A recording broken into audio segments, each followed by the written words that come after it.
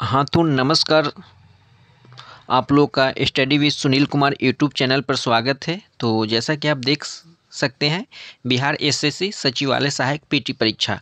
तो जो हम लोग का बिहार सचिवालय सहायक बिहार एसएससी सीजीएल 3 के लिए जो प्रीवियस ईयर का एनालिसिस कर रहे हैं, आज उसका जो है पार्ट नंबर 7 है। इससे पहले जो है 6 वीडियो जो है हम बना चुके हैं। प्ले लिस्ट में जाकर आप यदि नहीं देखे हैं तो उसको देख सकते हैं। तो चलते हैं, आज हम लोग बिहार सचिवालय सहायक के प्रीवियस ईयर के प्रश्न पत्रों को एनालिसिस करते हैं, जिसमें हम लोग जीके और जीएस के सेक्शन को जो है एनालिसिस करेंगे। तो चलते हैं। और हाँ, यदि अभी तक आप मेरे टेलीग्राम चैनल को ज्वाइन नहीं किए हैं तो आप कर सकते हैं, क्योंकि वहाँ पर इस वीडियो के पीडीएफ को जो है उपलब्ध करा दिया जाएगा। तो देखते हैं प्रथम प्रश्न को। आप देख सकते हैं बीएसएससी सचिवालय सहायक का जो है ये प्रीवियस ईयर का प्रश्न पत्र है। तो प्रीवियस ईयर के प्रश्न पत्र से हम लोग को काफ़ी जो है बेनिफिट होने वाला है। और एक्चुअली क्या है कि बिहार एसएससी बहुत प्रश्नों को जो है रिपीट करती है, और इससे आपको सबसे बड़ा बेनिफिट होगा कि परीक्षा में जो है प्रश्न किस लेवल के पूछे जाते हैं और किस क्षेत्र से प्रश्न को पूछे जाते हैं, इसका जो है आपको परिचय मिल जाएगा। तो पहले प्रश्न को हम लोग देखते हैं, पटना हवाई अड्डे का नाम क्या है। तो बिहार की राजधानी जो पटना है, पटना में एक हवाई अड्डा है। उस हवाई अड्डे का नाम क्या है? लोकनायक जयप्रकाश नारायण हवाई अड्डा। तो लोकनायक जयप्रकाश नारायण के नाम पर जो है पटना हवाई अड्डे का नामकरण किया गया है। और इसकी जो रनवे है लगभग 7000 फीट है। और ये पटना हवाई अड्डा जो है आपका समुद्र तल से 170 फीट ऊंची है। और पटना हवाई अड्डा की जो स्थापना किया गया था 1973 में किया गया था। नेक्स्ट प्रश्न को हम लोग देखते हैं, बादलों से घिरी रात सामान्य रूप से गर्म क्यों होती है। यदि बादल घिरा हुआ हो तो वो जो रात होती है नॉर्मल जो होती है गर्म होती है सामान्यतः। और यदि आकाश क्लीन हो, नीट एंड क्लीन हो, तो रातें जो होती है वो ठंडी होती है।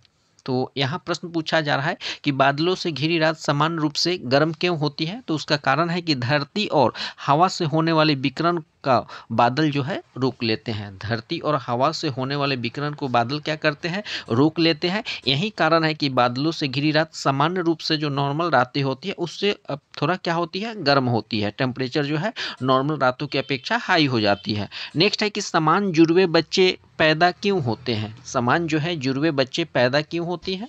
तो इसका कारण है कि जब एक शुक्राणु एक अंडकोश को संकोचित करता है और संयुक्त पिंड विभाजित करता है तो कोषाणुओं को स्वतंत्र रूप से विकसित होने के लिए।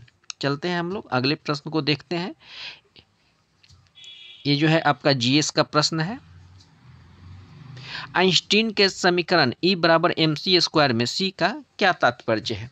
तो आइंस्टीन, वैज्ञानिक आइंस्टीन ने एक समीकरण दिया था जिसका हम लोग प्रकाश E बराबर mc²। तो इसमें हम लोग E बराबर जो होता है आपका एनर्जी, E का मतलब होता है कार्य, और M का जो तात्पर्य होता है, M का तात्पर्य होता है द्रव्यमान यानी मास, और C का जो तात्पर्य होता है प्रकाश की गति। तो यहाँ पूछ रहा है कि C का क्या तात्पर्य है, तो प्रकाश की गति। तो यहाँ हम लोग देख सकते हैं कि यहाँ आइंस्टीन ने जो समीकरण दिया था E बराबर mc², तो इसमें C का तात्पर्य पूछा गया है। हो सके आने वाली परीक्षा में जो है आपसे E का क्या तात्पर्य है या M का क्या तात्पर्य है पूछा जा सकता है। तो E का यदि पूछता है तो E का अर्थ होता है ऊर्जा, और यदि M का पूछे तो M का द्रव्यमान, और यदि C का पूछे तो C का मतलब होता है प्रकाश की गति। नेक्स्ट प्रश्न है कि गर्म पानी जिसमें अधिक मात्रा में नमक मिलता है तो उसमें पीड़ित पाँव रखने से पाँव की सूजन कम हो जाती है, क्यों। सामान्यतः आप लोग देखते हैं ग्रामीण क्षेत्रों में इसका उपयोग किया जाता है। यदि किसी व्यक्ति की पाँव में सूजन हो जाती है, कहीं चोट लगती है या अधिक चलने के कारण पाँव में सूजन हो जाती है, तो नॉर्मतः सामान्यतः जो ग्रामीण क्षेत्र के व्यक्ति हैं वे लोग क्या करते हैं कि पानी में नमक डालकर गर्म करते हैं और उससे अपनी पाँव को क्या करते हैं, धोते हैं। उससे क्या होता है कि उन्हें थोड़ा रिलीफ मिलती है। तो आखिर ऐसा क्यों होता है, तो उसका कारण है ऑस्मोसिस के कारण। तो ऑस्मोसिस यानी प्रसरण की प्रक्रिया के कारण जो है उन्हें राहत मिलती है। नेक्स्ट प्रश्न को हम लोग देखते हैं, एस्प्रिन क्या है। तो एस्प्रिन जो है एनाल्जेसिक है, यानी एस्प्रिन जो है एक तरह से आपका दर्द निवारक दवा के रूप में काम करता है, पेन किलर के रूप में काम करता है, और यदि किसी व्यक्ति को फीवर हो जाता है तो फीवर को भी कम करने में काम करता है। चलते हैं हम लोग नेक्स्ट प्रश्न को देखते हैं। पंखे के नीचे बैठा व्यक्ति ठंडक महसूस करता है और अगर थर्मामीटर पंखे के नीचे रख दिया जाए तो वह कितना ताप दर्शाएगा। बिल्कुल आप लोग देखते हैं कि यदि गर्मी के समय में यदि आप पंखे के नीचे बैठते हैं तो आपको ठंडक महसूस होती है, लेकिन थर्मामीटर पंखे के नीचे रख दिया जाए तो वहाँ टेम्परेचर क्या होता है, तो वहाँ जो है यह केवल कमरे का तापमान बताता है। नेक्स्ट है कि कृत्रिम उर्वरक में समान रूप से नाइट्रोजन, फास्फोरस और एक तीसरा तत्व कौन सा होता है। तो जो भी कृत्रिम यानी आर्टिफिशियल उर्वरक होते हैं उसमें नाइट्रोजन, फास्फोरस और पोटेशियम तीनों का मिश्रण होता है। तो यहाँ नाइट्रोजन और पोटेशियम दे दिया है, और तीसरा जो आपका एलिमेंट्स है, तत्व है, वो कौन है, पोटेशियम है। तो परीक्षा में आपसे 3 में से 2 तत्वों को दे देगा। तीसरा जो है यदि पूछ दे कि फास्फोरस और पोटेशियम के अलावा तीसरा तत्व कौन होता है, तो नाइट्रोजन होता है। यदि परीक्षा में पूछ दे कि नाइट्रोजन और पोटेशियम के अलावा तीसरा तत्व कौन होता है, तो फास्फोरस होता है। नॉर्मली आपको याद रखना है कि कृत्रिम उर्वरक में जो है आपके नाइट्रोजन, फास्फोरस और पोटेशियम होते हैं। नेक्स्ट है कि अणु बम क्या है, तो अणु बम जो है एक फ्यूजन बम है। अणु बम और परमाणु बम आप लोग जानते ही हैं। नेक्स्ट प्रश्न को हम लोग देखते हैं। एक खुली ट्यूब में मरकरी की मुक्त सतह कैसी रहती है। तो एक खुली ट्यूब में जो है मरकरी की मुक्त सतह ऊपर की ओर मुड़ी हुई रहती है, ऊपर की ओर जो है मुड़ी हुई रहती है। नेक्स्ट प्रश्न को हम लोग देखते हैं। वर्षा की तीव्रता किस में अभिव्यक्त की जाती है। जो यदि वर्षा हो रही है तो वो कितने स्पीड से हो रही है, उसकी तीव्रता तो जो है सेंटीमीटर प्रतिदिन में जो है व्यक्त की जाती है, यहाँ अभिव्यक्त की जाती है। नेक्स्ट है कि धारा की इकाई क्या होती है, तो एम्पियर होती है। 7 जो आपके एसआई मात्रक है, 7 एसआई मात्रक आपको कंठस्थ कर लेना है, वहाँ से एक प्रश्न जो है प्राय परीक्षा में पूछे जाते हैं। नेक्स्ट प्रश्न हम लोग देखते हैं कि पंप एक साधन है जो क्या परिवर्तित करता है। तो पंप जो है आपका विद्युत ऊर्जा को यांत्रिक ऊर्जा में चेंज करता है, खास करके डायनेमो को भी पूछता है। तो डायनेमो भी जो है यांत्रिक ऊर्जा को विद्युत ऊर्जा में चेंज करता है। और यहाँ पूछा गया है कि पंप, तो पंप जो है आपका विद्युत ऊर्जा को यांत्रिक ऊर्जा में चेंज करता है। और यदि पूछ दे कि डायनेमो क्या करता है, तो डायनेमो जो है यांत्रिक ऊर्जा को विद्युत ऊर्जा में चेंज करता है। नेक्स्ट प्रश्न को हम लोग देखते हैं। स्टेनलेस स्टील किसके कारण संक्षारण को रोकता है, तो क्रोमियम के कारण। स्टेनलेस स्टील में जो है आपका जंग नहीं लगता है, क्योंकि उसमें क्या होता है, क्रोमियम होता है। साधारण आप लोहे को देखेंगे, जैसे उसमें हवा और नमी आती है वो क्या हो जाता है, उसमें जंग लग जाती है। रंगों में पिगमेंट किसके लिए उत्तरदायी होता है, तो ये रंग के लिए उत्तरदायी होती है। रंगों में पिगमेंट जो है किसके लिए उत्तरदायी होती है, तो रंग के लिए होती है। गैल्वेनीकरण का अर्थ किसका पतला लेपन चढ़ाया जाता है, तो गैल्वेनीकरण का अर्थ होता है उसमें जस्ता का लेपन चढ़ाया जाता है, क्योंकि उसको जो है जंग रोधी बनाने के लिए गैल्वेनीकरण किया जाता है। नेक्स्ट प्रश्न है कि रासायनिक परिवर्तन में अभिक्रियात्मक पदार्थों की कुल वजन उत्पादों के कुल वजन की तुलना में कितना होता है, तो हमेशा समान देता है, हमेशा जो है समान देता है। चलते हम लोग अगले प्रश्न को देखते हैं। एक दूसरे के अंदर चिपके हुए 2 मगों को ठंडे पानी के उपयोग में आप कैसे अलग करेंगे, तो अंदर के मग में ठंडा पानी डालकर जो है अलग कर सकते हैं। नेक्स्ट है कि ताजमहल का निर्माण भारत और कहाँ के विशेषज्ञों ने किया था। आप लोग जानते हैं ताजमहल का जो मकबरा है आपका यूपी के आगरा में स्थित है, और शाहजहां ने अपनी बेगम मुमताज़ की याद में बनाया था। तो ताजमहल का जब निर्माण हुआ था तो उसमें भारत के तो विशेषज्ञ थे ही, उसके साथ साथ कहाँ के विशेषज्ञों को शामिल किया गया था, तो फारस। तो फारस आप लोग जानते हैं, फारस का यानी फारस का कहा जाए तो एक नए देश, ये जो है आपका अफगानिस्तान से पश्चिम उस समय एक देश हुआ करता था, जिसे आजकल हम लोग ईरान के नाम से जानते हैं। इस्लाम धर्म का भी प्रचार प्रसार वहीं से आकर हुआ था, किया गया था भारत में। तो फारस देश के विशेषज्ञों ने भी ताजमहल निर्माण में अपनी अहम भूमिका अदा किए थे। नेक्स्ट है कि अशोक की महानता मुख्यतः किसमें है, तो अशोक के बारे में आप लोग सभी जानते हैं। तो अशोक की जो महानता है मुख्यतः विश्व बंधुत्व में था। अशोक महान, विश्व का प्रसिद्ध कहा जाए तो शक्तिशाली भारतीय जो था, मौर्य वंश का राजा हुआ करता था, और उनका जन्म जो है 304 ईसा पूर्व में हुआ था, और उनकी मृत्यु जो है 232 ईसा पूर्व में हुई थी। और उनका जो कार्यकाल था आपका 269 ईसा पूर्व से लेकर 232 ईसा पूर्व तक, यानी मृत्यु तक। और अशोक के बारे में एक और इम्पोर्टेंट है कि अशोक को जो फुल नाम था देव नाम प्रिय था, यानी वे राजा प्रियदर्शी, देवताओं के क्या थे, प्रिय भी थे, उन्हें प्रियदर्शी के नाम से भी जाना जाता था। नेक्स्ट प्रश्न को हम लोग देखते हैं, कुषाण की राजधानी कहाँ थी? तो कुषाण की जो राजधानी थी ये पुरुषपुर हुआ करती थी। संघ, संघ जो है किनका पवित्र स्थल है? तो ये बौद्धों का जो पवित्र स्थल है ये आपका संघ है। नेक्स्ट प्रश्न को हम लोग देखते हैं, किस वर्ष में सुभाष चंद्र बोस ने भारतीय राष्ट्रीय सेना का गठन किया था? तो आप लोग सभी जानते हैं कि सुभाष चंद्र बोस ने जो है आज़ाद हिंद सरकार का गठन सिंगापुर में जाकर किए थे, और ये जो थे 21 अक्टूबर 1943 को किए थे। यदि डेट पूछा जाए तो 21 अक्टूबर को किए थे। पटना का प्राचीन नाम क्या है? तो पटना का जो प्राचीन नाम पाटलिपुत्र इसको कहा जाता है। किस चारों स्थलों में शंकराचार्य ने 4 मठों की स्थापना की थी? तो बद्रीनाथ, श्रृंगेरी, पुरी और द्वारिका। नेक्स्ट प्रश्न को हम लोग देखते हैं, मुगल साम्राज्य के दौरान कौन सी भाषा सरकारी कामकाज में उपयोग किया जाता था? तो पर्शियन भाषा को जो है यूज किया जाता था जब मुगल साम्राज्य में। अगले प्रश्न को हम लोग देखते हैं, किसने कहा था कि राम और रहीम एक ही ईश्वर के 2 अलग अलग नाम हैं? तो गुरु नानक ने किए थे। पिछले प्रैक्टिस में हम लोग देखे थे गुरु नानक से संबंधित प्रश्न पूछा गया था, तो गुरु नानक इंपॉर्टेंट है आपके लिए। भारत में सार्वजनिक निर्माण विभाग की स्थापना गठन किसने किया था? तो लॉर्ड डलहौजी ने किया था।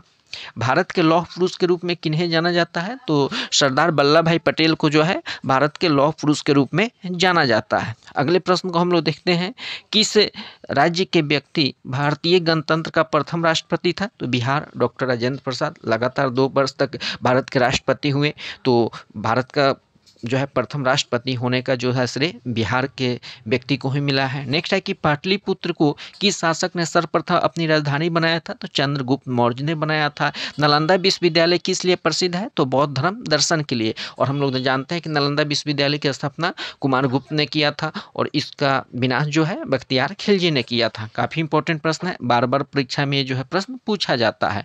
नेक्स्ट प्रश्न को हम लोग देखते हैं, कांग्रेस सोशलिस्ट पार्टी की पहली बैठक पटना में किस वर्ष हुई थी? तो 1934 में हुई थी। इल नीनो क्या है? तो इल नीनो जो है आपका विश्व मौसम से संबंधित है। उष्ण कटिबंधीय चक्रवात जो फिलीपींस, जापान और चीन में आते हैं उन्हें क्या कहा जाता है? तो उन्हें प्रचंड बवंडर के नाम से जाना जाता है। संसार में गेहूं का उत्पादन मुख्यतः कहाँ तक सीमित है? तो समान घास के प्रदेशों तक सीमित है। अगले प्रश्न को हम लोग देखते हैं, ग्रेनाइट में परत उतारने की प्रक्रिया को क्या कहा जाता है? तो यांत्रिक वेदरिंग कहा जाता है। नेफा जो है किसका पुराना नाम है?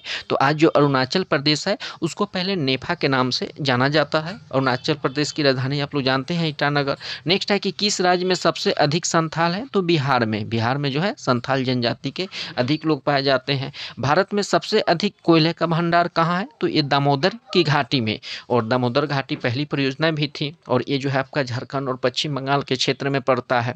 और बंगाल का सुख दामोदर नदी को पहले जाना जाता था। बिहार का सुख यदि पूछे तो आपका कोसी नदी है। नेक्स्ट प्रश्न है कि संघीय राज्य लक्षद्वीप में कुल कितने द्वीप हैं? तो 36 है। अगले प्रश्न को हम लोग देखते हैं, भारत में हिमालय की सबसे ऊंची चोटी कौन सी है? तो कंचनजंगा जो है भारत में हिमालय की सबसे ऊंची चोटी है। नेक्स्ट है कि भारत में वर्षा को किस तरह सही रूप से वर्णित कर सकते हैं? तो अनियमित और असंतुलित, यानी भारत में जो वर्षा है वो आपका अनियमित रूप से और असंतुलित रूप से होती है। 3 स्तरीय पंचायती राज का मुख्य भाग क्या है? तो ग्राम पंचायत है। विधान परिषद के कुल सदस्य संख्या विधानसभा की कुल सदस्य संख्या का कितना से अधिक नहीं होना चाहिए? तो उसके तीसरे भाग से अधिक नहीं होना चाहिए। नेक्स्ट है कि संघ लोक सेवा आयोग के कार्यों का उल्लेख किस अनुच्छेद में किया गया है? तो अनुच्छेद 320, आर्टिकल 320 के अंतर्गत जो है यूनियन पब्लिक सर्विस कमीशन के कार्यों का जो है उल्लेख किया गया है। नेक्स्ट है कि भारत का राष्ट्रपति किसको संबोधित करके अपना त्याग पत्र अपने हाथ से लिख कर दे सकता है? तो यदि भारत के राष्ट्रपति वर्तमान में द्रौपदी मुर्मू है, यदि वे अपना इस्तीफा देना चाहते हैं तो वर्तमान के जो उपराष्ट्रपति हैं उनको दे सकते हैं। नेक्स्ट है कि समाजवाद और धर्मनिरपेक्ष शब्दों को भारतीय संविधान के अमुख कौन से संवैधानिक संशोधन द्वारा जोड़ा गया? तो 42वां संविधान संशोधन जो 1976 में हुआ, इसे हम लोग मिनी संविधान संशोधन के नाम से भी जानते हैं। नेक्स्ट प्रश्न को हम लोग देखते हैं, भारत में सरकारी सेवाओं के लिए कौन नियुक्ति करता है? तो राष्ट्रपति। मुख्यमंत्री किसके प्रति जिम्मेदार नहीं है? तो राज्य की सुरक्षा के प्रति जिम्मेदार नहीं है।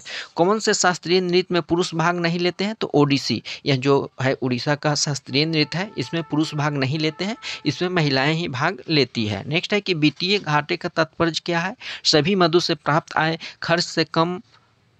नेक्स्ट है कि भारत का सेंट्रल बैंक कौन है? तो RBI, reserve bank of India. इसे बैंकों का बैंक भी कहा जाता है, आरबीआई को। अगले प्रश्न को हम लोग देखते हैं।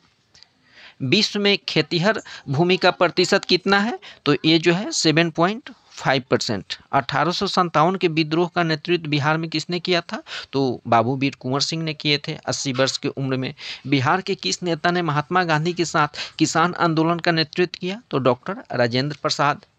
गांधी जी ने एकाएक असहयोग आंदोलन क्यों स्थगित कर दिया? उनके सिद्धांतों के विपरीत यह हिंसात्मक हो गया था। नेक्स्ट है कि 1931 में गांधी जी और किनके बीच संपन्न समझौते का परिणाम सविनय अवज्ञा आंदोलन के प्रकाष्ठा पहुंचने में हुआ? तो लॉर्ड इरविन, गांधी इरविन के बीच जो समझौता हुआ था। भारतीय राष्ट्रीय कांग्रेस की स्थापना कब हुई? तो 1885 में हुई थी। अगले प्रश्न को हम लोग देखते हैं।